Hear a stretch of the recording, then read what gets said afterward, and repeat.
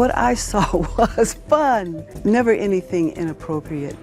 What I saw was work and play at work and fun. Mrs. Cosby was a frequent visitor to the studio. She was there a lot. That's what I saw. That gentle remark from Malcolm-Jamal Warner felt less like a casual comment and more like a haunting prophecy. It wasn't just a wish for legacy.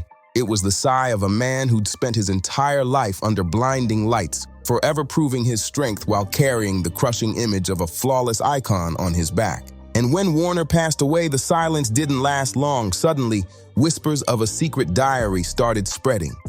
A small notebook, said to contain never-before-seen words, raw confessions he never dared to share publicly. Were these simply the weary thoughts of a man who once stood at the top, or a hidden indictment of Hollywood's shadowy corners that had always loomed over him? How does it feel, this sudden stardom? It's great. I mean, it was nothing I was expecting. You know, you think for a long time about how you win a series, and you never really expect it to be a big success, but no one knew it would be this big. The truth still hides in those pages, but the mystery makes it impossible to look away. Do you really want to know what secrets could be tucked inside that diary? Then stay locked in until the end. And make sure to smash like, hit subscribe, and ring that notification bell so you don't miss this untold story. But to understand why this diary, real or rumor, still stirs people so deeply, we need to rewind to Malcolm-Jamal Warner's beginning. Because before the world saw a wise, mature icon, he was just a kid on the small screen, awkward, sincere, and slowly transforming into America's brother, a role that lived in the hearts of millions. That journey began on August 18, 1970, in Jersey City, New Jersey, when a baby boy cried out for the first time, already carrying the weight of a name soaked in legacy. His single mother, Pamela, named him Malcolm-Jamal, Malcolm for Malcolm X, a blazing symbol of defiance, and Jamal for jazz legend Ahmad Jamal, the embodiment of rhythm and soul. Even his name was like a prophecy, destined to carry both resistance and artistry, a future written into America's cultural memory before he could even walk. By the age of 9, Malcolm-Jamal Warner wasn't chasing mischief like other kids. He was chasing the spotlight. Obsessed with the camera, he threw himself into amateur acting classes, hungry for more. And behind him was Pamela, his rock and his first manager, driving hours just so he could make auditions. She didn't just see a kid's hobby. She saw a fire, a relentless energy that could one day blaze across the nation. And then came 1984, the year destiny knocked, when 14-year-old Malcolm-Jamal Warner's life changed forever. He beat out a sea of hopefuls to land the role of Theodore Theo Huxtable in The Cosby Show. And when that very first episode hit TV screens, America instantly gained a brand new son. Viewers couldn't get enough of Theo, not just for his innocent humor, but for the warmth and relatability he brought to a black family that looked and felt real on prime-time television. From cozy living rooms in Jersey to bustling apartments in California, parents saw their own kids in Theo. Smart, witty, a little clumsy, but always lovable. Practically overnight, Malcolm-Jamal Warner transformed from an unknown teen into a national obsession. His performance even scored him an Emmy nomination in 1986 for Outstanding Supporting Actor, an honor nearly unheard of for someone so young. The media crowned him America's son, and audiences spoke about him with startling familiarity, not like a far-off Hollywood star, but like the boy next door everyone wished they had. Yet behind the blinding studio lights, Warner was still just a teenager, juggling homework with fame. His days often began at school in Los Angeles, rushed into long hours of filming, and ended with late-night studying under dim backstage lights. But the cameras never caught the weariness. At just 14, Warner was carrying the expectations of a nation, and that weight was brutal. Some nights, after millions laughed at his sharp one-liners, he'd retreat to a quiet corner, peel off the makeup, and just crave being himself again. The one force that kept him grounded, his mother, Pamela. She refused to let her son spiral into the spoiled Hollywood lifestyle. Grades came first, arts classes second, and fame was never an excuse. Thanks to her watchful eye, Malcolm wasn't just America's golden boy on screen. He was a respectful, disciplined teen off camera too. By 1988, at only 18, Warner shocked everyone by publishing his memoir, Theo and Me, Growing Up Okay. In it, he peeled back the curtain on what it was like to come of age while chained to a role that became iconic. Writing a memoir so young wasn't reckless. It revealed just how introspective and reflective he really was. That book later fueled speculation that Warner privately kept diaries, scribbling down confessions when the lights faded, a habit that fed into today's rumors of his secret journal. When The Cosby Show wrapped in 1992, Warner was barely in his 20s, but he carried a title far heavier than his age, the boy America thought they knew as Theo. And stepping out from under the Huxtable embrace was no small task. It was both his golden ticket and his greatest test. Warner knew he had to prove something big. He couldn't stay trapped as the cute TV kid forever. Hollywood had to see him as his own man, not just Theo Huxtable in grown-up clothes. That chance came in 1996 when he landed the lead role in the sitcom Malcolm and Eddie. This time, he wasn't the clumsy son. He was a grown man navigating life with his wild best friend, played by Eddie Griffin. The show ran 4 seasons on UPN until 2000, and it gave Warner a fresh identity. Black audiences especially connected with it, praising its modern, authentic take on everyday life while still keeping the laughs sharp and smart. For Warner, Malcolm and Eddie wasn't just another gig, it was his statement. He could break free from Theo's shadow and carry a series on his own. But Warner wasn't content with acting alone. He started diving into projects nobody expected. He stepped behind the camera, becoming executive producer of the beloved animated series, The Magic School Bus. Millions of kids grew up on that show, never knowing Theo Huxtable himself was shaping it from behind the scenes. This was Warner's evolution. No longer just the actor, but the artist, the creator, the man building something lasting, and he wasn't stopping there. He moved into film, grabbing roles in Drop Zone, 1994, and The Tuskegee Airmen, 1995, a historic drama about black pilots in World War II. They weren't leading roles, but they stretched his range, proving Warner could slide into action, drama, or history with ease. But the biggest shock came from music. Warner wasn't just a TV star, he was a poet, a musician, the founder of his own jazz funk band, Miles Long. Music wasn't a side hustle, it was his therapy, his weapon, his way of speaking truths no script could ever capture. The climax of this hidden passion came in 2015 when he joined forces with Robert Glasper and Lala Hathaway to win a Grammy for Best Traditional R&B Performance with Jesus Children. That moment wasn't just a trophy, it was proof that Warner was far more than Hollywood had boxed him into. Still, the path wasn't smooth. In the 2000s, he fought the same curse every child star faces, the prison of nostalgia. Too many directors couldn't see past Theo, denying him darker, grittier roles. Warner admitted that at times he had to accept supporting gigs, but he never viewed them as defeats, only training grounds, sharpening his edge.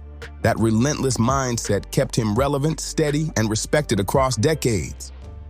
And when Hollywood tried to doubt him, he fired back with unforgettable performances, like his chilling turn as attorney Al Cowlings in The People vs. O.J. Simpson, American Crime Story, 2016. And then came The Resident, 2018 to 2023, where Warner commanded the screen as Dr. A.J. Austin on The Resident. Warner delivered a role that was layered, fiery, and deeply emotional. It pulled him right back into viewers' hearts while proving that even in his 50s, he could still leave a permanent mark on television. He was no longer just America's brother from sitcoms. He had grown into a masterful artist capable of captivating multiple generations. But looming over every triumph was a shadow he could never escape, the shadow of Bill Cosby, mentor, colleague, and source of heartbreak. When wave after wave of women came forward with accusations, Cosby's once untouchable image collapsed in full public view, and with it, the cherished innocence of The Cosby Show shattered before America's eyes. Warner, in interview after interview, couldn't hide his grief. He admitted the Cosby he knew was kind, a role model, a father figure to many, but he couldn't deny the painful truths that had surfaced. What tore at him most was how the scandal stained the collective legacy of the cast. Years of work, years of impact, suddenly overshadowed by one man's downfall. Warner confessed, "If not for the controversy, The Cosby Show could have returned, like Fuller House or The Conners. We could have made a lot of money." That single line revealed his bitterness, his sense of loss, and the cruel reality that their cultural treasure was stolen from them. Then came the devastating twist on July 20th, 2025. Playa Grande Beach in Costa Rica glittered under the Caribbean sun, its waves rolling peacefully, tourists laughing, swimming, oblivious. No one could have imagined that within minutes this paradise would transform into the scene of tragedy, the final chapter of Malcolm-Jamal Warner's story. Witnesses say Warner was enjoying a rare family day, unwinding after a busy work stretch. He walked along the shoreline, played with his young daughter, then stepped further into the sea with a friend. Suddenly, a massive wave surged, followed by a vicious undercurrent, dragging them both past the safe zone. In an instant, joy turned into terror. Shouts for help rang out. Beachgoers sprinted into the water, chaos exploding under the summer sun. His friend fought free and survived, but Warner wasn't so lucky. He was dragged under, only to collapse moments later in the arms of strangers frantically pulling him to shore. Rescuers charged in, pumping his chest, delivering CPR, fighting desperately to reclaim his fading life. Every move was rapid, intense, but the tide of fate was stronger. And then came the silence. On the cold, wet sand, it became undeniable. Malcolm-Jamal Warner was gone. The news spread like wildfire, and the shock was unbearable. America's Theo, the actor who had just been winning new roles and respect, was suddenly gone at only 54, on a distant beach, far from the world that had grown up with him. Many refused to believe it at first, dismissing it as another cruel internet hoax. But this time, it was tragically real. As news outlets lined up one after another to confirm it, the truth could no longer be denied. Malcolm-Jamal Warner was gone, suddenly and forever. In the days that followed, painful details surfaced, painting a clearer and more devastating picture. Warner hadn't been in perfect health. He sometimes admitted to feeling drained after long days on set, but no one imagined that fatigue could spiral into such a shocking ending. Costa Rica's Caribbean coast, though stunning, has a sinister reputation. Its rip currents are brutal, waves powerful enough to drag even the strongest swimmers under. Warner hadn't been chasing fame or spotlight that day. He just wanted a peaceful afternoon with his daughter and friends. Instead, nature decided his fate, closing his story in the cruelest way possible. The tragedy cut deeper when it was revealed that his daughter had been right there, watching from the shore only minutes before he stepped into the sea. Thankfully, she never went in the water, but the image of her father walking away and never coming back will remain carved into her memory forever. Eyewitnesses described the chaos as strangers threw themselves into the violent surf, fighting desperately to pull him free. One even grabbed a surfboard. Another pushed himself to the point of exhaustion so severe he needed hospitalization. Though the outcome stayed the same, their courage proved Warner did not leave this world in silence. There were hands reaching, hearts fighting, strangers refusing to let him slip away without a battle. News of his death spread like a shockwave, rattling not just Hollywood, but millions of people across the globe. Tributes poured in from colleagues and friends, their voices breaking as they described a man who was kind, calm, humble, and deeply human. To those who knew him, Warner wasn't only an actor or a multi-talented artist. He was a good soul, one of the rare ones who carried his fame with grace. And perhaps the heaviest grief fell on Pamela, his mother, his first protector, the woman who raised him alone and guided every step of his journey. She had watched her boy grow into a cultural icon, and now she was left with the unbearable pain of saying goodbye far too soon. Faced with unbearable loss, Pamela chose to speak with grace, even as her heart was breaking. She said her son did not suffer, that he had fulfilled his mission in this world. It was the voice of a mother trying to comfort herself while protecting the memory of the son she loved beyond words. The death of Malcolm-Jamal Warner became a brutal reminder. No fame, no talent, no wave of admiration can outmatch the fragility of human life. A beach, a hidden current, a single moment of inattention. That's all it took to end the journey of a man who once made millions laugh and cry. Yet inside this heartbreak lies a softer truth. He didn't leave this world in silence. He was surrounded by frantic hands pulling, voices screaming, loved ones weeping, and the invisible embrace of millions who cherished him. That day, the sound of the waves closed the chapter, but in the silence that followed, people remembered what he had truly given: joy, laughter, kindness, and quiet strength. A sudden, shocking death? Yes, but also a wake-up call. Behind the glow of celebrity, life itself remains terrifyingly fragile. Then came the whispers that turned grief into obsession, the mysterious journal. Almost the instant news of his death hit the airwaves. Social media and fan forums erupted with a wild claim that in Costa Rica, during his final hours, Warner had left behind a notebook. Some bluntly called it a journal, a book filled with the words he never wanted the world to hear. No one could trace where the rumor started, and no one could ever prove its existence. But that didn't stop it from exploding. In fact, the lack of proof made the story even more irresistible. People wanted something to cling to, a final key to explain the sudden loss of a man they thought would always be there. According to whispers, the notebook was a battered leather-bound book crammed with rushed handwriting. Some said it was nothing but half-finished song lyrics and loose ideas for future projects. Others swore it contained confessions darker than anyone imagined. One alleged line read, "I'm tired of living in the shape of an idol I no longer recognize." Another page supposedly warned, "The light makes me shine, but it also makes me lose my way." And here's the catch. This rumor didn't come out of nowhere. Warner had always been a writer. At just 18, he published his memoir, Theo and Me Growing Up Okay. He wrote poetry, delivered speeches about life and art, so it wasn't hard for fans to believe he kept a journal close at all times. That plausibility gave the rumor momentum, and soon the myth of Warner's final diary took on a life of its own. Within days, the story grew wilder. Some swore a hotel worker had peeked at a few pages by accident. Others claimed a close friend had hidden it away. Another version even said a tourist snapped photos, only to delete them out of fear. The details kept shifting, but the obsession with Warner's secret words only grew louder.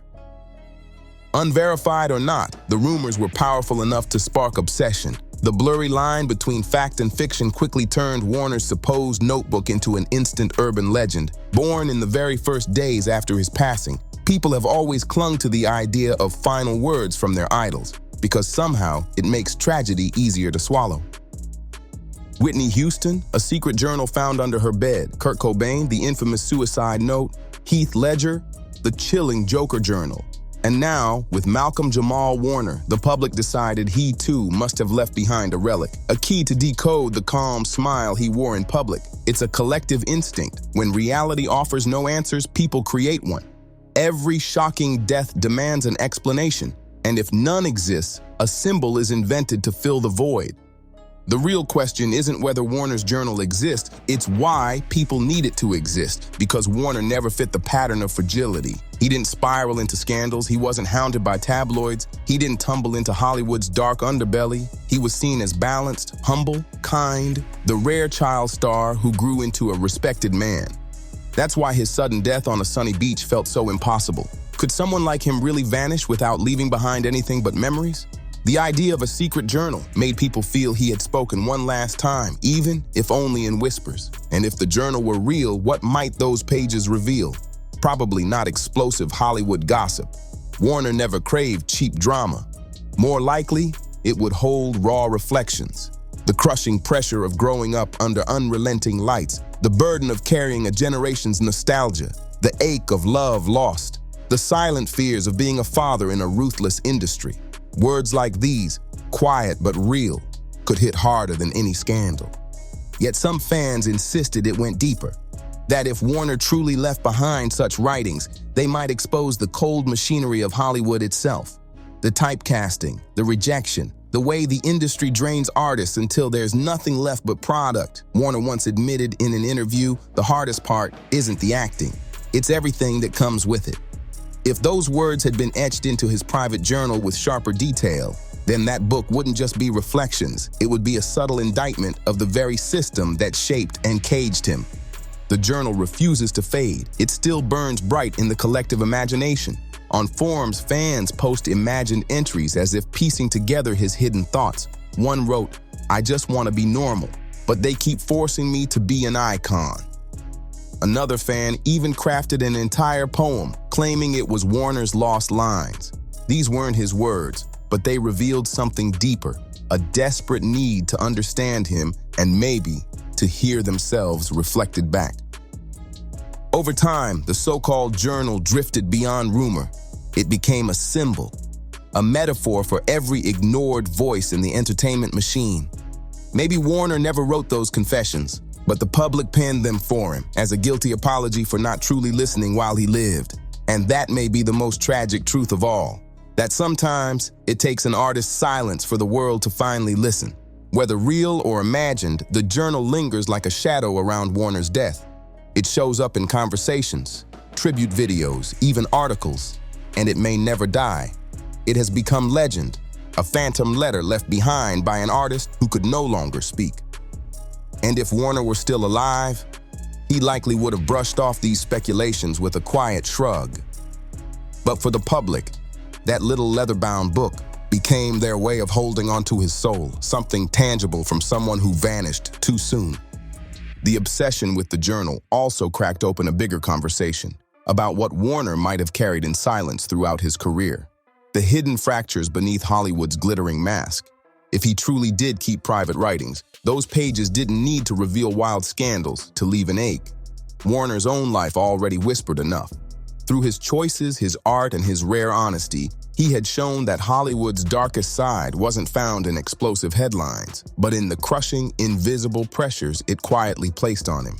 Few want to admit it, but Hollywood's golden glow often hides invisible cages. Warner's dream arrived too early. By 14, he was a household name across America. Everyone adored Theo Huxtable and assumed the boy behind him would stay joyful and carefree forever, just like on screen. But real life isn't scripted, and Warner was forced to grow up under millions of eyes. And in Hollywood, staying normal can be harder than becoming a star. For Warner, the industry's dark side wasn't about tabloid scandals or destructive vices. It was subtler, quieter, more suffocating. His prison wasn't made of headlines. It was the invisible confinement of being trapped in the image the world refused to let him escape. Decades after The Cosby Show, Warner was still shadowed by a single name, Theo. Directors, studios, even fans couldn't always see him as the seasoned, versatile actor he had become. To them, he remained the teenage boy frozen in their memories. For any artist, that's not nostalgia, it's a trap. The past becomes a gilded cage, beautiful but suffocating. At one point, Warner admitted, the hardest part isn't the acting, it's everything that comes with it. That single sentence revealed everything.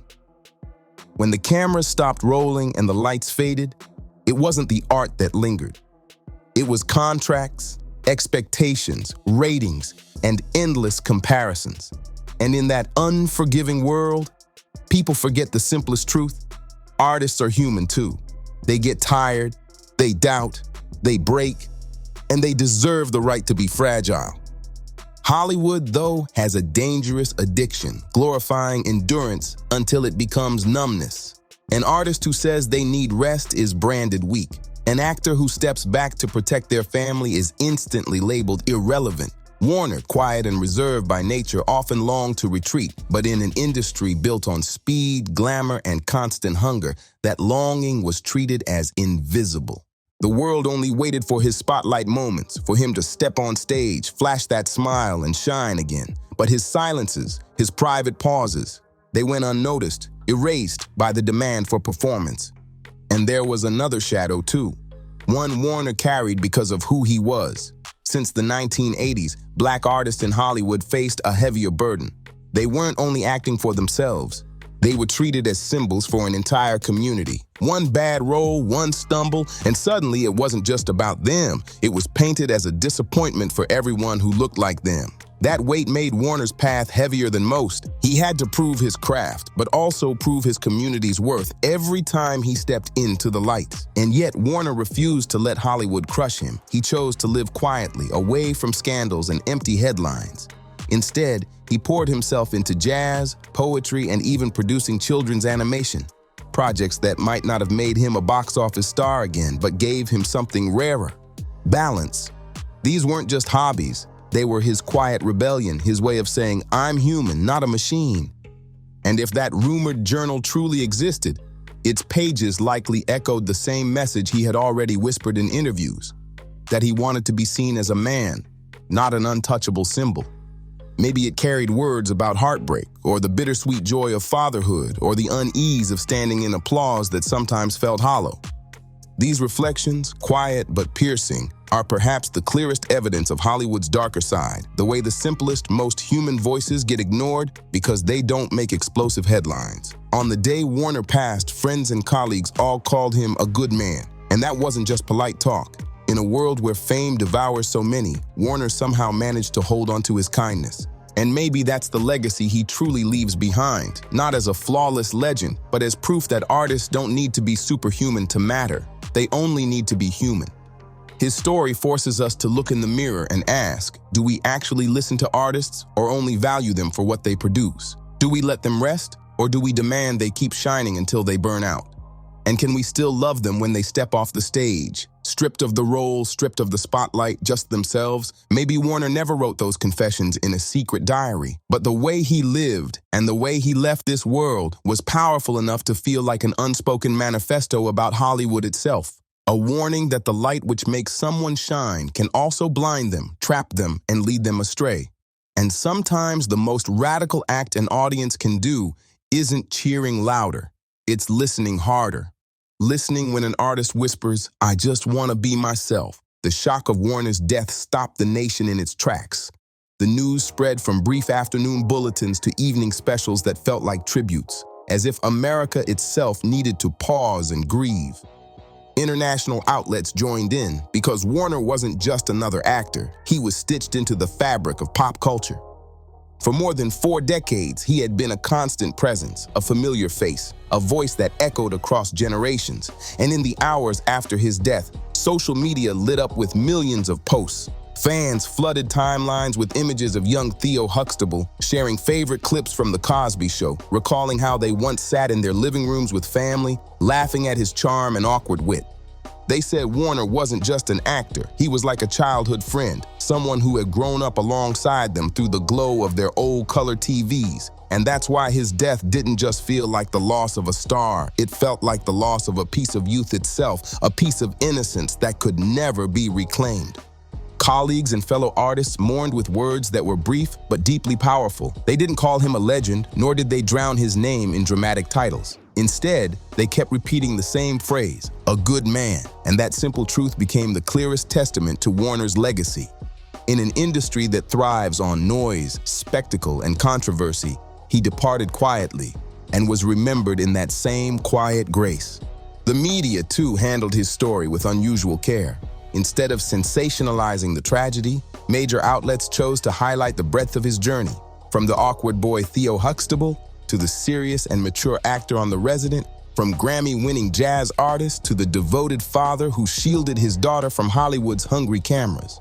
Memorial specials didn't just replay his most famous sitcom moments. They revisited his words on family, creativity, and mental health, reminding everyone that Warner wasn't just a performer, but a complete human being with joys and with struggles. In the days of mourning, fans gathered at places tied to his legacy, leaving flowers, candles, and handwritten letters. One read, "You made us laugh, and now we cry for you." Another contained only 2 words, "Thank you." These raw gestures proved that Warner had touched people's inner lives in ways awards could never capture. His passing also sparked a much larger conversation across media outlets about the suffocating pressures placed on artists, the fragility of life, and the public's role in how they treat those in the spotlight. Journalists asked the painful question, have we truly listened to the subtle signals artists send, or do we only hear them when they fall silent forever? In the end, the public and the press met at the same place, sorrow, but also reflection. Warner's sudden and painful death forced many to rethink how they treat familiar faces on their screens. Because behind the applause, behind the spotlight, every artist is still human, vulnerable, fragile, and deserving to be understood. And then there is the journal, the mysterious notebook that may forever remain just a rumor, an unconfirmed piece of an unfinished puzzle. Yet precisely because of that uncertainty, it has become a haunting symbol of what Malcolm-Jamal Warner longed for most, to be heard in moments of silence. Whether real or imagined, that diary has forced people to remember the truth. that behind the fame was a living, breathing soul, carrying both laughter and sorrow, resilience and fragility. If this story struck a chord with you, don't forget to hit like, drop a comment, subscribe, and share this video. And make sure to turn on the notification bell because we'll be back with more untold stories, more hidden pages of the journals that shaped our shared history. See you on the next video.